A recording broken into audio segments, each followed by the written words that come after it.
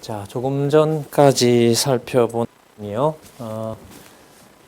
6장 41절에서부터 7장 9절까지 순서를 우리가 좀 전에 따라왔죠. 인자의 살을 먹으며 피를 마시며 다시 살린다고 가르쳐 주셨습니다. 하지만 믿지 아니할 자와 팔자, 그러니까 믿을 자와 믿지 못할 자, 그리고 그 안에 또 팔자, 이게 처음부터 이미 정해져 있다는 사실을 가르쳐 줬고요. 자, 그 결과 믿는 자와 믿지 않는 자가 갈라지는 사건이 나타났습니다. 팔자는 아직까지 데리고 다니고 곧 이제 버릴 자인 거죠. 그리고 그 시기도 세상에 나타낼 때가 아직 차지 못했음을, 그러니까 세상에 나타낼 모든 때가 앞부분에 나왔었죠. 너 무슨 권세로 그러느냐 했을 때 아버지가 일하시니 내가 일한다. 그러니까 어떤 사건에서 하나님이 하신다라는 사실이 모르면, 사실을 알려주지 않으면 그 사건은 원천적으로 해석이 안 되는 거예요. 근데 성경신학이 얼마나 명확합니까? 모든 여러분들의 24시간 사건을 성경에 근거해서 하나님이 하게 하신다고 알려주는데 왜 그게 그렇게 듣기 싫은 걸까요? 참 이상하죠. 내 24시간 동안의 모든 인생, 그리고 내 이제까지 산 모든 인생이 하나님이 그때그때마다 하게 해 주셨다는 것을 성경을 근거로 얘기를 하는데 하나하나 모든 것들을 그걸 듣지 못하게 하고 그 얘기가 아니라고 하는 것은 매우 심각한 거죠. 진리의 말씀을 막는다 하는 것은, 이거는 성령 하나님의 역사로 봤을 때 이거는 무서운 심판입니다.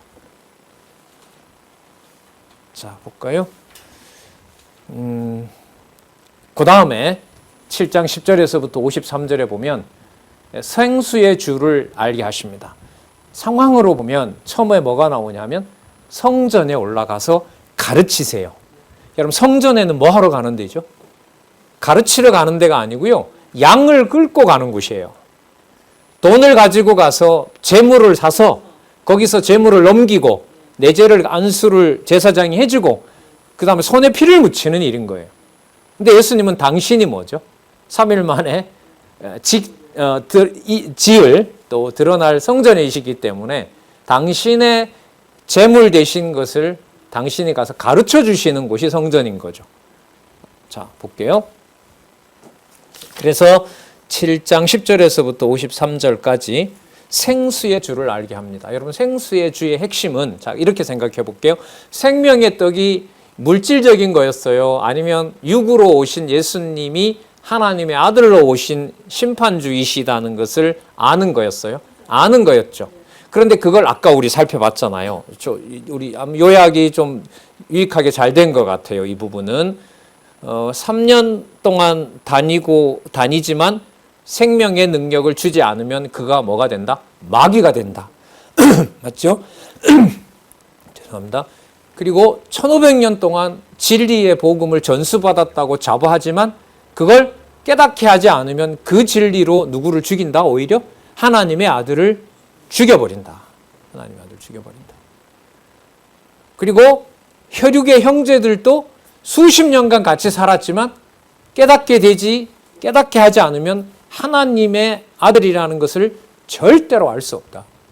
그러면 지식도 1500년 동안의 지식도 그렇고 내가 함께 잘 알고 있다는 혈육도 그렇고 함께 지금 나랑 일하는 사람이다, 나랑 같이 일을 하는 제자라고 한다 하더라도 그 모든 조건들이 생명의 능력, 생명의 말씀임을 아는 것에 충분한 근거가 된다, 못 된다? 못 된다. 그러면 사람 속에 그 말씀을 알 수 있는 건 있다, 없다? 없다. 그럼 누가 알려줘야 돼요? 하나님이 알려주셔야죠. 예수께서 보장을 해주셔야 돼요. 그게 바로 생수입니다. 그럼 뭘 말하는 걸까요? 이 생수는 우리를 알게 하시는 성령을 보내주셔야 가능하다는 얘기가 됩니다. 그래서 8, 9, 10, 11 이제 예수님께서 천례, 하늘로부터 오신 분임을 하시면서 남겨두시는 얘기가 성령과 관련된 거고요. 나중에 12장에서부터 귀천, 하늘로 가시면서 본인이 하셨던 일을 전 우주적으로, 전 세계에 전할 바로 내가 아버지로부터 보낼 성령을 나중에 소개를 하시는 거예요. 지금 이렇게 얘기를 하시고, 왜? 사람이 할 수 있는 여지를 전부 뭐 했으니까? 다 없애버렸으니까. 자, 일단 보겠습니다. 성전에 올라 가르치신 교훈이 보낸 이의 뜻임을, 것임을 알려줍니다. 즉, 예수께서, 하나님께서 보내신 바로 이 하나님의 영광인 그리스도를 구하고 또 성령을 받게 된다. 자, 이런 말씀을 이제 해주시는데 한번 볼게요. 그 형제들이 명절에 올라간 후 자기도 올라가시고 나타내지 않고 비밀리에 올라가셨어요. 명절 한 가운데 유대인들이 예수님을 찾습니다. 근데 아직 죽을 때가 안 되기 때문에 드러나시면 안 돼요. 12절에 보면 수군거립니다. 야, 이 사람이 좋은 사람이냐 유혹하는 사람이냐. 13절. 그러나 그걸 드러내놓고 말도 못해요. 그러니까 뭐를 얘기한 거죠? 입 밖에 예수라는 나사렛 예수를 꺼내는 자는 모두 잡아간다. 이게 이제 포고령이 떨어진 거죠. 옛날에 우리 함부로 얘기하다 보면 막 잡아가잖아요, 밤에. 우리나라도 막 그 언론을 통제하고 했을 때처럼 거기에 비유하겠습니까? 종교 교육은 거의 하나님인데, 자, 그래서 사람들이 두려워서 말을 못하는 거죠. 이미 명절의 중간이 되어 예수께서 성전에서 올라가사 가르치시니 유대인들이 기히 여겨 가로되 이 사람은 배우지 아니하였거늘 어떻게 그를 아느냐 하니. 자, 마찬가지죠. 이게 배운다고 되는 문제입니까? 아닌 거죠. 그러면 그리스도가 가르쳐 주시는 그 내용은 어디에 속한 게 아니에요? 형제에게 속한 것도 아니고 전통적인 1500년 지식계 바탕을 둔 것도 아니고, 그리고 제자들에게 익히 아는 분으로서 가진 정보도 아닌 거예요. 아버지로부터 온 정보인 거죠. 그러면 천례가 맞고요. 그리고 이 생명의 양식은 바로 당신이 아버지로부터 받아서 전하는 겁니다. 그게 바로 생명인 거고 그게 바로 생수인 거죠. 자, 그렇게 연결이 됩니다. 15절 유대인들이 기히 여겨 가로되 이 사람은 배우지 아니하였거늘 어떻게 그를 아느냐. 여러분, 그를 아는 게 문자를 아는 걸까요? 정보를 아는 걸까요? 단순 논리로 엮는 걸까요? 전혀 그런 게 아닙니다. 마음판에 새겨진 하나님의 지식, 그걸 그대로 순수하게 깨닫게 하는 겁니다. 그를 아느냐 하니 예수께서 대답하여 가로소되, 여기 답이 나오네요. 내 교훈은, 내가 전하는 이 교훈은 나를 보내신 이의 것이니라. 지적 소유권이 아버지께 있다는 거죠. 저렇게 자기 의지로 말하는 것 같은데 그 모든 저작권은, 소유권은 아버지에게 있다. 17절입니다. 사람이 하나님의 뜻을 행하려 하면 이 교훈이 하나님께로 왔는지 내가 스스로 말함인지 알리라. 이게 이제 약속인데요. 이걸 어떻게 알까요? 잘 구분하면 알까요? 성령께서 알게 해주셔야 돼요. 스스로 말하는 자는 자기 영광만 구하되 보내신 이의 영광을 구하는 자는 참되니 그 속에 불의가 없느니라. 스스로 말하는 자는 자기 영광만 구해요. 그래서 여러분 고린도전서 13장에 나오죠. 천사의 말을 할지라도 사랑이 없으면 울리는 꽹과리고 아무것도 아니다라는 얘기가 나오잖아요. 그래서 여러분, 성경신학은 지식주의가 아닙니다. 그걸 가지고 교회와 성도를 함부로 평가할 수 없습니다. 하지만 성경에 바탕을 두지 않는 교회는 교회가 아닌 것도 분명합니다. 이 모든 주관을 하나님께서 하십니다. 성령께서 하십니다. 스스로 말하는 자는 자기 영광만 구하되 보내신 이의 영광을 구하는 자는 참되니 그 속에 불의가 없느니라.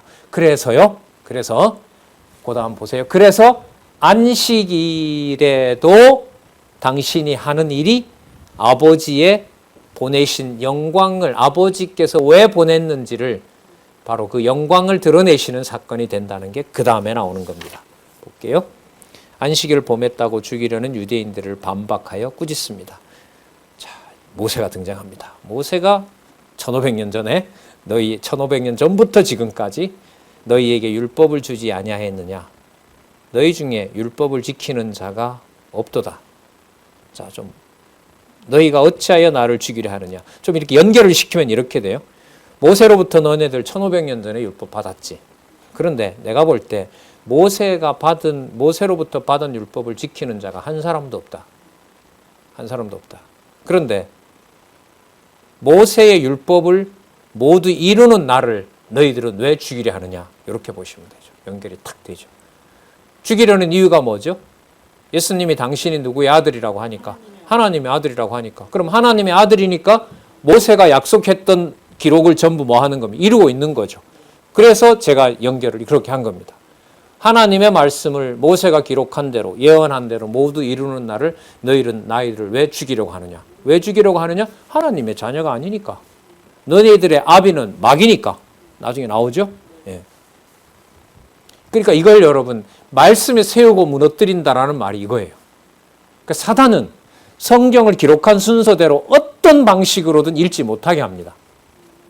눈을 가리셔든 상황이 혼란스러워서든 이 상황에 내가 성경을 보게 됐냐는 상황으로 몰아가서든 어쨌든 기록한 말씀을 그대로 먹지 못하게 합니다.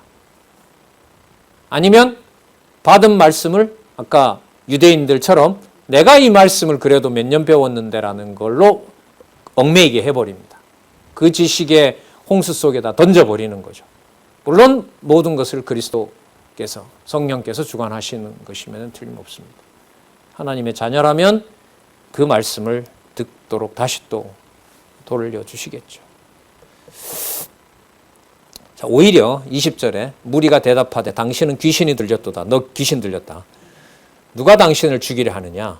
21절 예수께서 대답하여 가라사대 내가 한 가지 일을 행하매 앞부분의 안식일에 그 고쳤던 사건 같아요. 이게 너희가 다 이를 인하여 기히 여기도다. 모세가 너희에게 할 일을 주었으니 그러나 할례는 모세에게서 난 것이 아니요 조상들에게서 난 것이다. 이것도 그러니까 잘못된 정보에 얽매여 있는 거죠. 좀 지엽적인 얘기긴 하지만 모세를 따라서 한다? 그런데 모세의 때 할례가 일어난 게 아니죠. 아브라함 때 할례가 있었죠. 자, 그것도 사소한 부분이지만 다 바로 잡아놓고 있습니다. 그러므로 너희가 안식일에도 사람에게 할례를 주느니라. 모세의 율법을 폐하지 아니하려고 사람이 안식일에도 할례를 받는 일이 있거든. 내가 안식일에 사람의 전신을 건전케 낫게 한 것으로 너희가 나를 노여하느냐? 그래서 내가 모세의 율법을 내가 완성하고 있는데 그걸 너희들이 방해하고 있느냐? 자, 외모로 판단하지 말고 공의의 판단으로 판단하라 하시니라. 공의의 판단은 거룩한 판단이죠. 하나님께 속한 판단인 거죠. 그 판단으로 판단하지 않으면은 너희들이 하는 율법에 따른 판단은 전부 누구 일이 된다? 사람의 일이 되고 세상 일이 되고 결국은 버린 자들이 먹어야 될 바로 그러한 독이 된다. 이거 아니겠습니까? 자.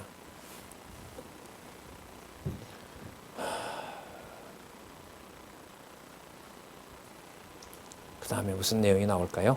자, 25절부터 30절까지 보내어 왔다며 조금 있다가 다시 돌아갈 자임을 알려줍니다. 자, 그러면 너는 그러면 무슨 근거로 그렇게 모세의 율법을 그렇게 이루느냐? 이 당연히 질문이 생기는 거죠.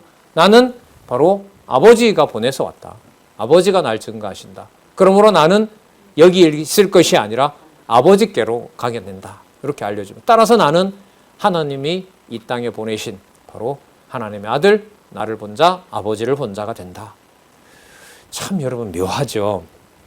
우리 성령께서 우리에게 내주하시는데 성경을 통해서 하나님의 자녀임을 이 생명, 예수님이 약속하신 영원한 생명의 말씀으로 환경이 전혀 다르게 살아가고 성격도 다르고 천차만별인 바로 그 사람들을 하나님의 자녀로 함께 엮어서 이해를 한다?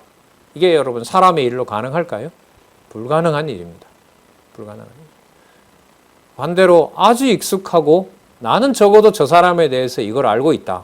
그래서 저 사람만큼은 말이 통한다. 이게 하나님을 그렇게 아는 것하고는 관계가 있을까요? 없을까요? 전혀 관계가 없는 겁니다.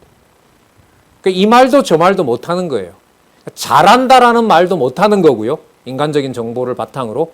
모른다라고도 말할 수가 없는 거예요. 난 저 사람은 참 교회 같이 다니지만 참 모르겠어. 이것도 말이 안 되는 거예요. 왜? 그 지식의 원천이 여기 보는 대로 외모로 판단하는 것들이잖아요. 전부 다 그런 것들은.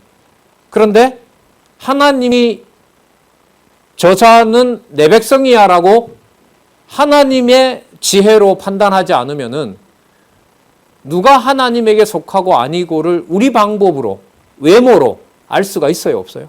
없어요. 그러면 자손 땅 통치라는 게 우리가 편하게 하는 말이 아니라 하나님께서 이루시는 하나님의 백성이 누구인지, 그리고 어떤 환경에서 어떤 시대에 태어나서 어느 땅에 살면서 하나님을 경외하면서 살아가도록 했는지, 그리고 그리스도가 어떤 통치를 그 당시에 보여줬는지, 자손 땅 통치 언약을 이루시는 것에 대해서 단지 성경의 몇 가지 정보로 안다, 모른다라고 말할 수 있을까요? 없어요. 그런 차원이 아니에요, 성경신학이. 심오함은 하늘에 다 있고요. 천박함으로 보면, 천박함으로 흐르는 것은 성경 처음서부터 끝까지를 다 계시 중심으로 가르칠 수 있다고 한들 그게 하늘에 속한 증거가 될 수는 없어요. 그럼 죄인의 눈이 아니죠. 적어도 그 순간만큼은 육의 몸을 입고 있는 내가 내 스스로 누구의 자녀임을 확인할 수 있으면 가능해요. 하나님의 자녀임을 내가 확인할 수 있으면 되죠. 근데 여러분 그 말 동의 안 하시죠? 저도 동의 안 합니다. 할 수가 없어요. 그래서 요한복음의 이 본성에 의한 성취는 그리스도의 본성이 강조되면서 인간이 가지고 있는 외모의 육적인 특성에 대해서 티끌만큼도 뭐 하지 않는다. 인정하지 않는다. 단 그리스도는 티끌을 영원한 생명을 가진 자녀로 바꿔놓는다. 말씀이 육신이 된 것처럼 물을 뭘로 만들어버린다. 소경된 자가 뭘 본다? 그리스도를 본다. 돌에 맞아 죽을 여자가 그리스도의 자녀가 된다. 그 사건이 바로 이 본성에 의한 성취입니다. 그러니까 문자 기록으로 보면 문자가 뭐가 되는, 생명이 되는 사건을 확증해 주는 사건이 바로 철내, 하늘로부터 이 땅에 와서 이 땅을 뭘로 바꿔놔요? 하늘로 바꿔놓는 사건이 바로 철내의 신성입니다. 여러분 지금 말씀드리는 게 요한복음의 맥락에서 여러분들 이해가 되시는 것 같아요. 이 내용이 마태, 마가, 누가에는 이런 말이 나와요, 안 나와요? 안 나오니 그대로 놔둬야죠. 왜 썩냔 말이에요. 마태, 마가, 누가이므로 요한복음, 이거는 맞죠. 그러니까 이 부분을 신비한 그리스도의 지식이 맞지만은 이 말씀들을 하나하나 이해시킨다는 것은 내용으로 보더라도 유대인들의 상식으로도 안 된다는 걸 감안하면서요. 1500년 동안 율법을 본 사람에게도 낯설다는 걸 감안하면서 진짜 기도하는 마음으로 요한복음을 전하고 또 같이 공부하고 조심스러워져요, 여러분. 이래 되면. 이걸 듣는데 말씀을 함부로 대하겠습니까? 함부로 안 대하죠. 물론 성령께서 보호해 주셔야죠. 간절함과 기쁨, 이게 만 가지 감정이라 그러나요? 그게 막 교차하면서 오직 하나님이 해가시는 일만 보게 하시는 거죠. 자, 계속 볼게요. 23절. 다 했죠? 24절까지 했네요. 외모로 판단하지 말고 공의의 판단. 하나님이 원하는 선과 악으로 판단해라. 뭘 보지 말고? 외모로 보지 말고. 나는 1500년 공부했지. 나 예수님하고 같이 산 형제야. 내 말이 맞아. 그런 거 갖고 안 된다는 거죠. 어떻게 3년 따라다닌 가룟 유다가 버려져? 얼마나 뭔가 잘못한 게 있었을 거야, 저 사람은. 아니라는 거예요. 자, 공의의 판단은 누가 하시는 거죠? 오직 하나님만 하실 수 있어요. 하나님이 보내신 분만 할 수 있습니다. 자, 볼게요. 25절에서부터 36절. 보내어 왔다며 조금 있다가 하늘로 가시겠죠? 하늘로 다시 갈 자이므로 본인이 본성이 뭐다? 신성이다. 이렇게 딱 연결되죠. 예루살렘 사람 중에 혹이 말하되, 어떤 사람이 저희가 죽이고자 하는 그 사람이 아니냐. 자, 드러났으니까요, 이제는. 보라, 드러나게 말하되 저희가 아무 말도 아니하는도다. 당국자들은 이 사람을 참으로 그리스도인 줄 알았는가? 왜 안 잡지? 우리는 말도 꺼내지 못하게 했는데. 여기 여러분, 이게 무슨 능력이에요? 바로 생명의 능력이고 바로 생수의 주가 되신다는 거죠. 마음대로 그 물을 막고 변경하고 이렇게 할 수가 없어요. 27절. 그러나 우리는 이 사람이 어디서 왔는지 아노라. 이때 아는 건 육으로 아는 겁니다. 나사렛 출신이라는 걸 알고 있는 거예요. 자, 그리스도께서 오실 때에는 어디서 오는지 아는 자가 없으리라 하는지라. 따라서 이 사람들도 말은 하지만은 예수님이 보이는 표적은 이상해 하지만은 나사렛 출신이라는 그 정보 때문에 나사렛 출신인 거 우리가 알아. 그렇기 때문에 예수는 우리가 출신을 알기 때문에 그런 메시아가 아니야. 왜? 성경에는 메시아가 어디로 오는지를 모른다고 했기 때문에. 하늘로부터 오는 자라는 내용들이 있었지 출생지를 모르는 거기 때문에. 그러나 여러분, 다른 약속에 의하면 그리스도는 베들레헴에서 태어나셔야 되고 나사렛에서 사셔야 돼요. 그죠? 이 정보를 깨닫게 하지 않는 거죠. 한번 잘 보세요. 이게 어느 한 부분의 지식만 알게 해서 다른 부분은 가려놔요. 전체를 안다고 자부하지만 그 전체가 전부 다 거짓으로 만들어버려요. 살았고 운동력 있는 말씀이. 그래서 그 말씀이 세우기도 하고 또 무너뜨리기도 한다는 거죠. 사단은 그 말씀을 하나님의 백성들이 못 듣게 해요. 그래서 공부를 다 아는 것처럼 속여요. 제가 그러거든요. 아, 이거 지난번 강의했어. 이번에는 한 몇 분만 보고 한 3시간 정도 강의 준비하면 돼. 말 안 해도 들어와 있어요. 그거는 내 양식으로 먹겠다는 게 아니죠.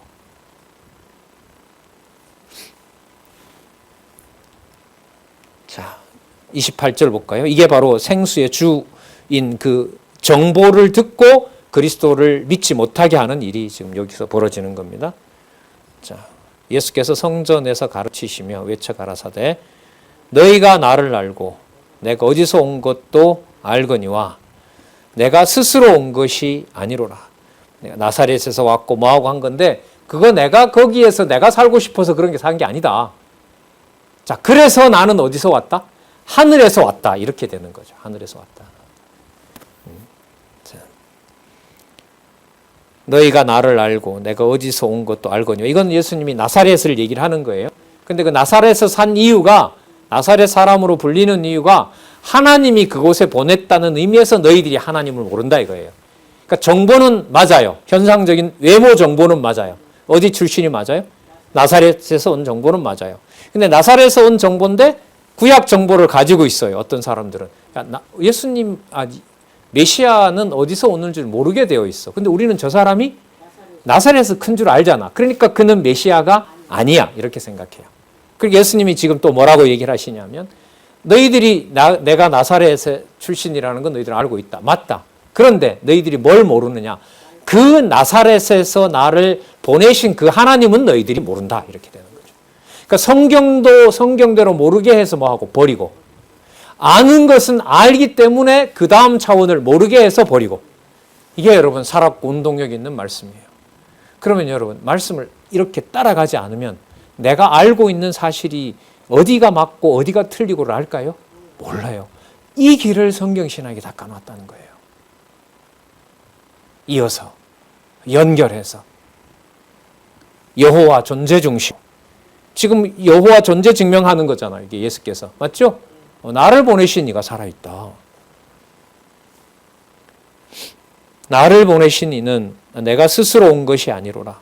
나를 보내시는 이는 참이시니 그가 진리다 이 말이죠. 참이라는 말은 진리입니다. 너희는 그를 알지 못하나 나는 아노니. 자, 여기서 이제 반전이 생깁니다. 나는 아노니. 이는 내가 그에게서 났고 이 말이 이제 3대 언약, 영원한 출생. 바로 그 사건은 독생자를 이 땅에 보내실 사건으로 성취되는 사건입니다. 내가 그에게서 났고 그가 나를 보내셨습니다. 저희가 예수를 잡고자 하나 손을 대는 자가 없습니다. 왜 없을까요? 하나님이 보내셨기 때문에 하나님이 데려갈 때가 정해져 있으니까 잡고자 해도 못 잡죠. 사람이. 자, 저희가 예수를 잡고자 하나 손을 대는 자가 없으니 이는 그의 때가 아직 이르지 아니하였습니다. 아버지가 데리고 갈 때가 아직 안 됐으니까요. 무리 중에 많은 사람이 예수를 믿고 말하되 그리스도께서 오실지라도 그 행하실 표적이 이 사람의 행한 것보다 더 많으랴 하니. 여러분 이게 미칠 지경인 거예요 이게. 왜냐하면 예수는 어디 출신으로 다 알고 있어요. 나사렛의 증인도 수없이 많아요. 형제들도 알고 있어요. 예수님은 태어나서, 그러나 모르죠. 베들레헴에서 태어난 사실은 이런 면에서 계속 은폐가 되는 거예요. 숨기는 거죠. 누가 보더라도 예수님은 어디 사람이에요? 나사렛 사람이에요. 따라서 나사렛에서는 선한 게 나올 수가 없어요. 그래서 예수님은 누가 보더라도 누가 아니에요. 메시아가 아니에요. 그런데 말씀과 하는 걸로 보면 누가 아니면 안 돼요. 메시아가 아니면 안 돼요. 여러분, 거기서 선택할 여지가 있을까요? 우리에게? 내한테 들어온 수천 가지 정보는 예수가 나사렛 출신이라는 증거밖에 없어요. 그리고 예수가 나사렛 출신이라면 나사렛에서는 선한 게 나올 수가 없어요. 그래서 예수는 따라서 나사렛 출신이기 때문에 누가 될 수 없어요? 메시아가 될 수 없어요. 그런데 하는 일로 보면 누가 아니면 못해요? 메시아 못해요. 그 사이에 여러분들 선택을 할 수 있다? 우리가 자유의지가 있다고요? 아니에요. 그래서 여러분, 사단은요, 이렇게, 죄송합니다, 제가 고민을 하고 말씀드리는 거잖아요. 어쨌든 먼저 이렇게 생각을 하고, 이런 방식으로 강론집을 공부해 나가는 걸 사단은 막아요. 너 신학자 되려는 거 아니잖아. 너 목회할 거야? 뭘 그렇게 고지곧대로 그렇게 따라가려고 그래? 마지막 싸움이에요. 방법, 이 나이에 다 눈도 귀도, 그거는 우리 생각인 거죠. 38년 된 병자가 소생할 길이 있습니까? 없습니까? 없잖아요. 그런데 예수님이 고쳐주잖아요. 예. 여러분, 성경 신학을 눈으로 귀로 듣고자 한다면 현대 과학이 발달된 지식으로 뇌의 반을 인공이라도 만들어서 성경이 깨닫게 해달라. 내 1,000만 원 주면 해줄 수 있으면 고민하지 않겠어요?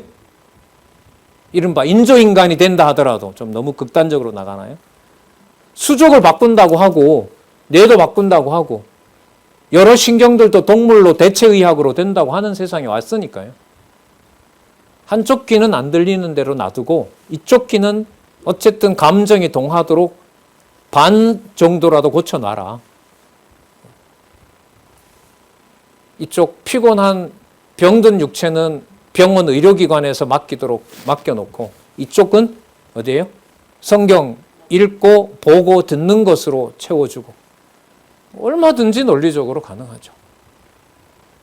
지금은 그래서 말씀운동 우리 42년 역사, 79년으로 저는 알고 있는데 42년의 역사에서 이제는 누구에게나 이 진리의 말씀을 혼자 공부하면서 내주하신 성령께서 각자 자신이 가지고 있는 하나님 자녀에 대한 권세, 특권, 3대 언약, 자손 언약을 신령한 의미에서 이루는 시대에 막바지에 와 있다.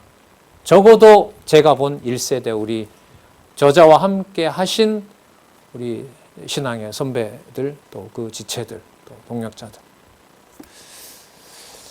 예. 좀 더 볼까요? 예수께서 오실지라도 그 행하실 표적이 이 사람의 행한 것보다 더 많으리 하니라. 그렇게 보고도 못 믿어요. 왜요? 나사렛에서는 선한 게 나올 수 없다는 정보 때문에. 그리고 제가 참 요즘 좀 우리 근래 좀 이래저래 돌아가시는 분들이 많잖아요. 근데 이 악한 정보를 듣고 거짓 소문을 듣고 그렇게 오해하다가 그래도 같이 신앙생활한 지체인데 죽는다 생각하니까 막 속이 막 부글부글 끓더라고요. 내가 알고 있는 지식이나 이런 것들을 다 사실 증명을 할까? 뭐 이런 생각도 들고요.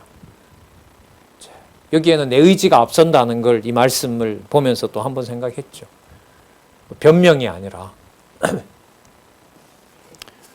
1500년 동안 진리로 안고 산 사람에게도 한순간 딱 가려서 믿지 못하게 하는데 살았고 운동력 있는 말씀 자꾸 생각하게 됩니다. 그러면 여러분 누가 깨닫게 해주셔야 가능할까요? 하나님께서. 보겠습니다. 7장 37절에서부터 53절까지 생수의 주임을 누구도 감히 붙잡지 못하는 능력인 거죠. 자, 37절 30 예. 좀 더 보겠습니다. 예수께서 대하여 무리에 수군거리는 것이 바리새인들에게 들린지라. 대제사장들과 바리새인들이 그를 잡으려고 하속을 보내니 예수께서 이르시되 내가 너희와 함께 조금 있다가 나를 보내신 이에게로 돌아가겠노라. 그러니까 잡는 순간을 예수님은 누구 일로 봐요? 하나님이 하신다는 걸로 봐요. 그럼 이 말로 보면 하속들은, 군졸들은 자기가 잡는다고 하지만 자기가 잡는 것이 아니라 예수님은 하나님이 일을 해나가시는, 하나님 살아계신 현장으로 보잖아요. 이게 여호와 존재 계시 중심의 말씀인 거예요. 그러니까 누구 주어를 빼는 거죠? 사람 주어를 빼는 것이 바로 하늘에서부터 오신 본성인 거죠. 본성이신 그리스도를 아는 거예요. 나중에 나옵니다만 미리 이해를 드릴까요? 소경이 있었죠. 소경에 대해서 예수님, 이 사람이 범죄해서 소경이 됐습니까? 부모가 잘못해서 소경이 됐습니까? 두 가지 다 틀려요. 맞죠? 하나님이 하시는 일을 드러내려고 한 거다. 그럼 한번 물어볼까요? 한번 같이 고민해 보실래요? 장로님, 권사님이 교회 일을 한다고 해서 안 했어요. 질문을 제가 그럼 드릴게요. 그리고 그분들한테 물었더니 합력을 같이 안 해서 못 한대요. 그럼 제가 질문을 만들어 볼게요. 약속을 한 직분자들이 약속을 어긴 겁니까? 아니면 같이 합력을 하지 않는 성도들이 문제입니까? 누가 원인입니까? 다시 물어볼까요? 다시 질문을 만들어 볼까요? 소경된 자가 자기가 잘못해서 소경이 된 겁니까? 부모가 잘못해서 소경이 된 겁니까? 그럼 똑같이 물어볼게요. 직분자들이 약속을 자신이 어눠서 안 한 겁니까? 아니면 합력을 하지 않는 성도들이 문제입니까? 둘 다 아니에요. 아니라고요. 하나님이 하시는 일을 나타낸 거라고요. 가고 안 가고는 제가 들을 얘기도 아니고 저도 못해요. 성경은 그래요. 성경은. 그런데 어떤 조항을 만들어서 밀어붙인다고요? 아니에요. 아니에요. 자, 33절. 예수께서 이르시되 내가 너희와 함께 조금 있다가 나를 보내신 이에게로 돌아가겠노라. 너희가 나를 찾아도 만나지 못할 터이요 나 있는 곳에 오지도 못하리라. 하나님이 해 가시는 일, 오직 하나님의 아들로서 하는 일을 누가 흉내를 해요? 따라가는 모범이 된다? 우리 신학 강의에서 중세 천년 신학의 결론을 기독론이 어떻게 내는 거 보셨잖아요. 예수님은 우리가 이 땅에서 따라가도록 모범 보여준 거다. 의지를 발동해서. 그래서 인본주의로 가는 거 봤잖아요. 그럼 여러분 성경 이래 따라가는 거 보통 사건 아니죠? 이제는 방법이 없어요. 여기까지 왔어요. 이제는. 다른 방법이 없어요. 좀 생각 같으면 제가 어제 이 말씀에다가 이렇게 그건 아니라고 이제 저자이신 원로 목사님도 얘기하셨는데 성경을 순서대로 공부하는 학생을 대학부를 모아서 미국 유학도 보내주고 다달마다 수십만 원씩 독서비도 준다는 한번 인센티브를 걸어서 학생 모집할까요? 제가 그랬어요. 왜? 성경을 안 보는 시대가 점점 오니까. 그건 아니지. 알지만 너무 중요해서 그렇게 농담식으로 얘기를 했습니다. 그건 그런 방법은 아니지. 그렇죠. 그런 방법론은 아니죠. 자, 그야말로 여러분 이걸 듣던 유대인들이 하나님을 모르는데 누구 탓 하는 머리로 이해가 이게 될까요? 안 될까요? 안 되죠. 35절 보세요. 이에 유대인들이 서로 묻되 이 사람이 어디로 가기에 우리가 저를 만나지 못하리라. 헬라인 중에 흩어져 자는 자들에게로 가서 헬라인을 가르칠 터인가? 도망가려는가? 우리가 죽이려고 하니까. 나를 찾아도 만나지 못할 터이요. 나 있는 곳에 오지도 못하리라 한 말이 무슨 말이냐 도대체 이게. 도저히 알 수가 없죠. 여러분 아까 깝깝한 거 설명했죠. 나사렛 출신으로 분명히 알고 있는데 하는 일로 보면 나사렛 출신이 아닌 거야. 이걸 어떻게 설명을 해요? 권사님 깝깝하다 그랬는데 깝깝한 걸 누가 깝깝하게 하세요? 하나님이 없는 증거일까요? 하나님 살아계신 증거일까요? 여기 깝깝하게 하잖아요. 이 말이 무슨 말이냐 도대체. 그런데 여러분 계시록까지 이 사도 요한을 통해서 다 뚫어놨잖아요. 그리고 그걸 증명해 놨고요. 따라갈 수 있는 많은 함께 공부할 지체들이 있고 같은 연구자들이 있잖아요. 이게 여러분 지금 살았고 운동력 있는 말씀 운동의 현재 역사입니다. 자, 그 다음에는 뭐가 나오냐면요. 생수의 강. 이걸 여러분 성령께서 답답함을 풀어주지 않으면 방법이 없죠. 그 예수님이 너무 잘 아시죠. 그래서 날 붙잡지 마라. 내가 가야 내가 가르쳤던 모든 게 다 생각이 나고 다 깨닫게 된다.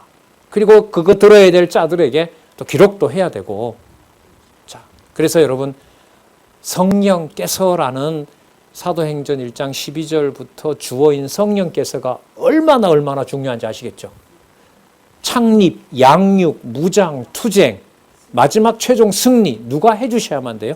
성령께서 하시는 거예요. 성령께서 안 하면 어떻게 된다고요? 머리가 터진다고요. 나사렛 다시 한번 할까요? 지루하지만 지겹지만 저 사람 분명히 저 예수는 나사렛 출신이 맞는데 그래서 절대로 선한 사람이 아니고 메시아도 절대로 아닌데 하는 말과 표적으로 보면 저는 메시아야. 그러면 메시아가 아니야 맞아 결정을 못합니다. 못해요. 이 말이 도대체 무슨 말이냐라는 것밖에 못합니다. 그럼 우리 조금 현실로 돌아오면요. 답답하고 말씀을 보게 하게 하는 계기가 인간적으로 답답하게 하고 뭐하게 만들어요? 미칠 지경으로 만드는 거예요. 누구 머리로는 이해가 안 되게. 자, 어느 경우라고요? 나사렛 출신은 맞는데 하는 일로 보니 누구 같아? 메시아 같아. 그런데 메시아로 믿어진다? 안 믿어진다? 안 믿어진다. 미치지. 미칠 지경이죠. 그 경우가 말씀을 예수께서 약속하셨던 성령이 오셔서 깨닫게 하는 과정이고 어느 경우도 전부 하나님 살아계신 걸로 확증해 놓은 것이 The Bible Theology, 성경신학입니다. 자, 보겠습니다. 성령 얘기. 자, 37절 명절 끝날 곧 큰 날에 예수께서 서서 외쳐 가라사대 누구든지 목마르거든 내게로 와서 마시라. 들을 자는 맞죠? 아까 미칠 지경인 자들 버려질 자들은 말고 들을 자들은 나를 믿는 자는 이게 바로 성경의 이름과 같이라는 말은 예수님 자신이 만들어낸 말이 아니고 아버지께서 이미 선지자들을 통해서 약속해 준 거죠. 우리 어제 근거 얘기 저자 모시고 많이 했는데 예수님의 말씀의 근거는 너무너무 완벽합니다. 근원으로 보면 어디에 계신 아버지가 근거가 되죠? 하늘에 계신 아버지가 근거가 됩니다. 그리고 창세전에 정한 일이 근거가 됩니다. 이게 성경 강론집의 구조입니다. 창세전에 정한 게 근거가 됩니다. 그리고 성경의 이름과 같이 했으니까 구약에 약속한 것이 근거가 됩니다. 그걸 근거로 성령이 오셔서 사도들로 하여금 성경 계시를 완성한 것이 창세기 마태복음부터 요한계시록이고 전체가 여호와 계시가 된 겁니다. 자, 성경의 이름과 같이 그 배에서 생수의 강이 흘러나리라 하시니 이는 그를 믿는 자의 받을 무엇을 가르침이라? 성령을 가르침이라. 여러분 이쯤에 왜 성령 나오시는 줄 알겠죠? 아까 우리 좀 편한 얘기로 했었는데요. 뭐 할 지경으로 만들어 놨기 때문에 머리가 돌 정도로 미칠 지경으로 도저히 사람으로 상식으로 받아들일 수 없게 했으므로 누가요? 성령께서. 자, 예수께서 아직 영광을 받지 못하신 고로 성령이 아직 저희에게 계시지 아니하시더라. 이것도 정하신 때죠. 예수님이 답답하다고 해서 성령을 오라 그래서 주고 갈 수 있어요? 없죠. 반드시 구약에 의하면 오순절에 와야 돼요. 자, 이건요 수학 공식보다 더 치밀합니다. 제가 볼 때. 예, 그런 것 같다고 얘기하시는 맞아요. 자, 이 말씀을 듣는 무리 중에 혹은 이가 참으로 선지자라 하며 혹은 그리스도라 하며 같은 말이에요. 사마리아 여인이 썼던 선지자 개념은 메시아 개념이거든요. 선지자가 오시면 참으로 신령과 진정으로 예배할 때가 온다고 했습니다. 그 의미에서 선지자, 그는 곧 메시아를 말하는 거죠. 선지자라 하며 혹은 그리스도라 하며 어떤 이는 또 나와요. 그런데 맞아. 그런데 그리스도가 갈릴리에서 나오지 않잖아. 근데 틀림없이 예수는 갈릴리잖아. 그러면 여러분 이게 증폭되면 성령께서 깨닫게 하지 않고 바른 지식 정보를 베들레헴에서 났다는 정보를 알려주지 않으면 알 수 있어요, 없어요? 그래서요, 마태복음의 수신자를 보통 신학자들이 유대인을 대상으로 썼다고 그래요. 근데 유대인을 대상으로 썼다는 것 중에 오늘 우리가 배운 말씀에 보면 베들레헴 출신이라는 걸 알려주는 게 중요할까요, 안 할까요? 유대인들에게는 중요하죠. 왜? 지금 이 사건을 보면 예수님이 베들레헴 출신의 다윗의 가문이라는 걸 지금 알아요, 몰라요? 몰라요, 대부분의 사람들이. 그렇기 때문에 마태복음을 유대인으로 대상으로 썼을 때 앞부분의 1장에서부터 4장까지 어디 동네에 구약의 약속대로 난 메시아다? 어느 동네에? 다윗의 동네에, 베들레헴에 구약의 언약한 대로 하나님께서 잉태하게 해서 태어나게 한 다윗의 자손, 아브라함과 다윗의 자손이라고 하는 그 말씀은 지금 요한복음의 이 상황으로 보면 유대인들 중에 믿을 자들에게는 뭐 할까요? 결정적인 정보인 거예요. 맞죠? 지금 요한복음은 예수님이 마태복음에 있는 대로 베들레헴 출신이라는 걸 지금 전면적으로 알게 했어요? 모르겠어요? 모르게 했죠. 모르겠어요. 그래서 마태복음이 그렇게 시작하는 것도 매우 재밌는 연구가 돼요. 이 재미가 한두 가지가 아니에요. 이게 지금 자 보겠습니다. 예수님 어제 많이 수십 번 나왔던 근거 이거요. 자 42절 성경에 이르기를 그리스도는 다윗의 씨로 다윗의 살던 촌 베들레헴에서 나오리라 하지 아니하였느냐. 근데 베들레헴 출신이 맞잖아요. 근데 그거 가려놨잖아요. 자 보겠습니다. 43절 예수로 인하여 무리 중에 쟁론이라는 건 여러분 머리가 이제 돌아버리는 거잖아요. 하는 일로 보면 누가 맞아요? 메시아가 맞는 것 같은데 출신으로 보면 아니야. 이게 결정을 못해. 답이 안 나와. 야, 참 성경이 진짜 참 대단합니다. 예. 하속들이 대제사장들과 45절요 바리새인들에게 오니 저희가 묻되 어찌하여 잡아오지 아니하였느냐. 잡아갑니까 맘대로? 하속들이 대답하되 그 사람이 말하는 것처럼 말한 사람이 이때까지 없었습니다. 못 잡습니다. 근데 이 말 속에 가면 너희들이 나를 함부로 못 잡는다는 말도 들어있죠. 맞죠? 이 말의 의미가 그렇게 말하는 사람 없습니다. 사람들이 다 그 사람에게 주목하는데 어떻게 잡습니까? 이 변명도 되지만 이 사람들이 들었던 예수님의 말 속에도 너희들이 원한다고 나를 잡아갈 수 있는 게 아니다라는 것도 들어있는 거죠. 우리는 후자죠. 우리 입장에서는. 우리가 이 사람들을 변명을 따라갈 이유는 없으니까요. 바리새인들이 대답하되 너희도 미혹되었느냐? 당국자들이나 바리새인 중에 그를 믿는 이가 있느냐? 율법을 알지 못하는 이 무리는 저주를 받은 자더라. 여러분 이 사람들이 이 목소리를 힘을 실을 수 있는 게 뭐냐 하면 객관적 사실이 있잖아요. 자기네들이 볼 때 메시아는 어디 출신일 수 없다. 나사렛, 갈릴리 나사렛 출신일 수가 없다는 나름 확고한 객관적 정보가 있잖아요. 그런데 그 확고한 정보가 틀린 정보라는 것을 벌어버리는 거예요. 믿지 못하도록. 그리고 들을 자에게는 알려줘요. 그게 생명의 능력이고 생수의 주가 되시는 증거입니다. 자, 50절. 그 중에 한 사람 곧 전에 예수께 왔던 니고데모가 저희에게 말하되 우리 율법은 사람의 말을 듣고 그 행한 것을 알기 전에 판결하느냐? 말한 것과 일치하는 경우가 있으면 그걸 율법에 반한다고 말하면 안 된다.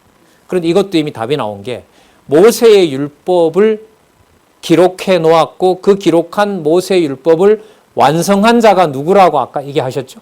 예수님 자신이라고 이미 말씀한 바가 있죠. 그러니까 여기 누가 등장하냐면 니고데모를 등장시켜서 율법의 원래 정신인 말한 자가 뭐 하기도 해야 돼요? 이루기도 해야 된다는 거. 이걸 니고데모를 등장해서 여기서 이 말을 하는 겁니다. 저희가 대답하여 가로되 너도 갈릴리에서 왔느냐? 상고하여 보라. 갈릴리파냐? 이런 말이잖아요. 자, 또 나옵니다. 갈릴리에서는 선지자는 메시아죠? 기름 부음 받은 자. 갈릴리에서는 선지자가 나지 못하리라 하였더라. 그래서 각각 다 집으로 돌아갑니다. 뭐하게 해서? 믿지 못하게 해서. 자, 우리는 오늘 6장 52절부터 시작해서 10장 53절까지 주제를 확인을 해볼까요? 본성이 하나님이신 분 맞습니까? 예수께서? 맞죠? 예. 영원한 생명을 아버지의 뜻대로 주관하시는 바로 구약의 언약한 메시아가 맞습니까? 맞습니다. 예수님의 말씀의 근거는 창세전과 구약의 근거가 맞습니까? 네, 맞습니다. 기록한 말씀을 지식을 축적한다고 깨달을 수 있는 말씀입니까? 아닙니다. 그래서 육으로 외모로 판단할 수 없는 것이 신령한 하나님의 자녀라는 사실을 그리스도가 말씀이 육신이 되어서 오늘 우리가 논리적으로 연결을 지었던 이 말씀에 바로 종결이 됐던 겁니다. 잘못된 지식, 부분적으로 알고 있는 지식, 갈릴리에서는 선지자가 나지 못하니라. 맞지만 해석을 하지 않으면 모르고 알 수 없는 말씀. 그래서 살았고 운동력 있는 말씀. 세우기도 하고 또 무너뜨리기도 하고. 하지만 자기 자녀에게는 아까 생수의 강이 흘려 넘친다. 무엇을 약속해 주세요? 성령께서 오셔서 반드시 보혜사, 은혜를 보존하는 선생님이시잖아요. 창세전에 언약한 그 보배로운 지식을 보존해 주는 분을 지금 예수님께서 약속하시는 데까지 살펴봤습니다. 자, 여러분 방학 때 공부 방법론을 좀 이렇게 치밀하게 검토하셔서 말씀 보시는데 좀 유익한 시간을 보내셨으면 좋겠습니다. 자, 8장 1절부터 다음 15권을 가지고 여러분에게 뵙도록 그렇게 하겠습니다. 한 학기 동안 수고들 하셨고요. 방학 건강하게 잘 보내시길 바랍니다. 기도하겠습니다. 하나님 아버지 감사합니다. 진리의 말씀을 볼 수 있는 눈과 들을 수 있는 귀와 깨닫게 하시는 심령을 허락해 주셔서 하나님 너무나 감사드립니다. 지식의 최고라고 여기는 자들, 또 혈육으로 보면 누구보다 예수를 잘 알고 있다는 가족들, 그리고 늘상 함께 살던 제자들 눈에 외모로 보면, 육으로 보면 예수를 그리스도로 알 수 없습니다. 그래서 그 진리의 말씀은 두렵고 떨리는 말씀입니다. 하지만 깨달을 하나님의 백성들에게는 하나도 빼놓지 않고 놓치지 않고 그 말씀으로 하나님 자녀임을, 하나님 살아계심을 주신다는 것도 같이 확인했습니다. 더욱 긍휼히 봐주시고 진리의 말씀 더욱 사랑할 수 있는 주의 지체들, 우리 동역자들 될 수 있도록 하나님 보호하여 주시옵소서. 예수님의 이름으로 기도드렸습니다. 아멘.